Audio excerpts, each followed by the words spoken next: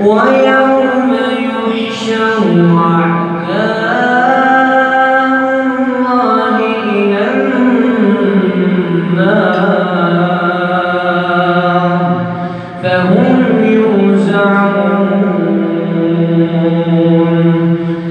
حتى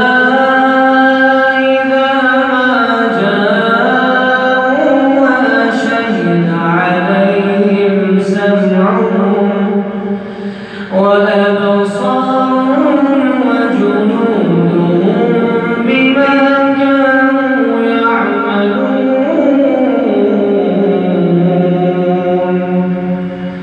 وقالوا لجنودهم لم شهدتم علينا قالوا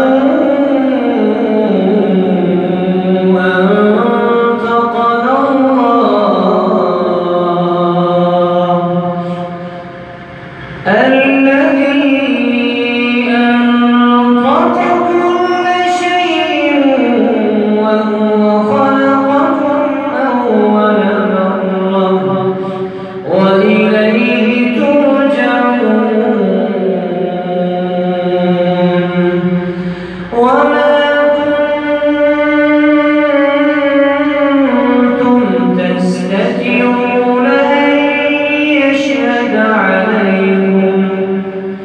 أن يشهد عليكم سمعكم ولا أبصاركم ولا جلودكم ولكن ظننتم أن الله لا يعلم كثيرا مما